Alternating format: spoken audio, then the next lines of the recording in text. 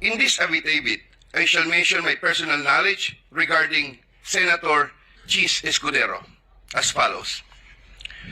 Maynard Ngu and I are close friends, and we go years back. He is also a close friend and campaign contributor of Senator Chis Escudero.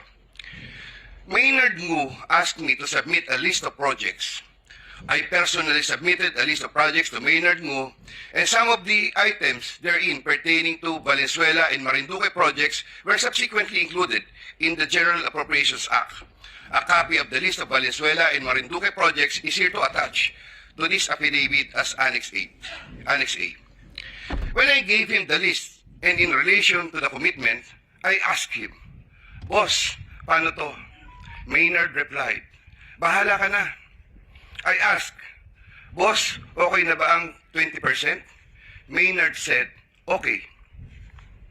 After inclusion of the projects in the GAA, I delivered 20% of approximately 800 million or about 160 million to Maynard Ngu, which was meant for Senator Escudero.